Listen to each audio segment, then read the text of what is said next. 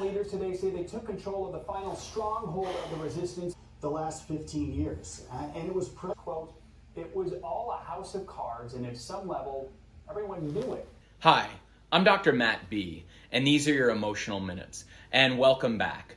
And the U.S. recently pulled out of Afghanistan, and although a lot of people thought that that was the right move, a lot of people are pretty upset about the way in which the U.S. pulled out of Afghanistan.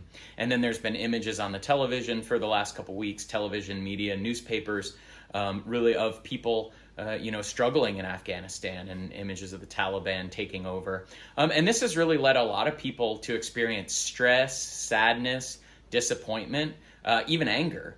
After spending so many years in Afghanistan and really having a lot of American lives lost, and a lot of American families sacrificing a lot in order to do that.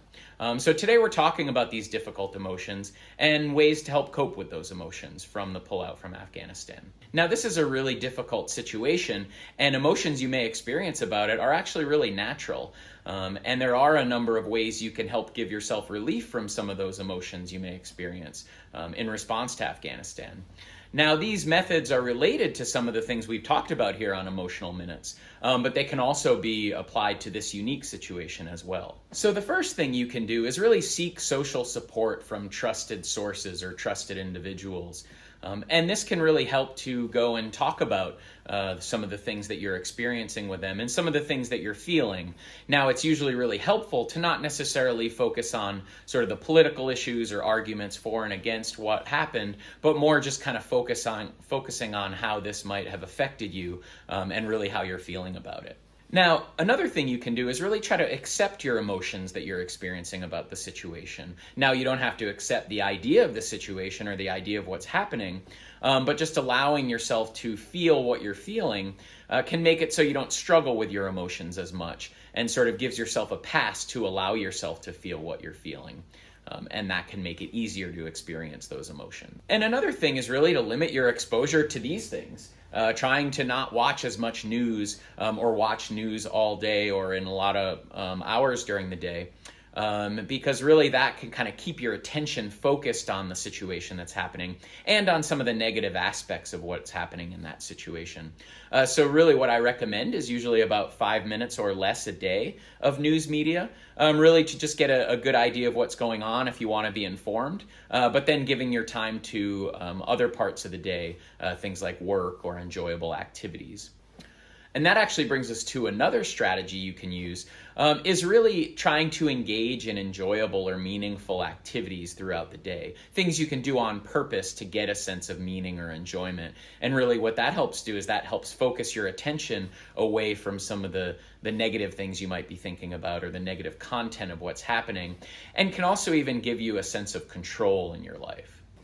And that actually brings us into our next strategy, which involves a sense of control. Now, a lot of stress, anxiety, difficult emotions can sometimes be driven by the lack of sense of control and really feeling like you don't have any control in the situation and that things overall are just out of control.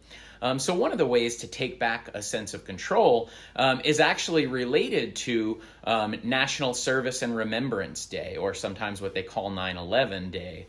And really this day was really set out to sort of promote or encourage people, citizens, to really do what they can to give back to our nation and to some of these issues that have come up since or from 9/11 and since 9/11.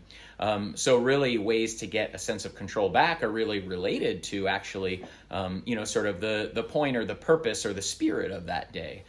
So some of the things you can do to really take an active approach to really learn more about the issues, learn more about what's going on, or at least learn more about some of the outcomes of what happened from the recent events in Afghanistan.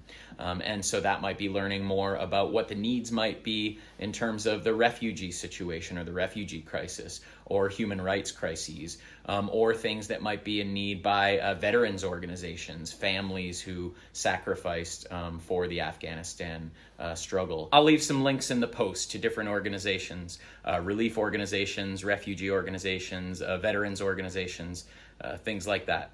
And so I'm Dr. Matt B. And again, these are your emotional minutes, and we'll see you next time. Or complicit. And so for many Afghans, they saw the Taliban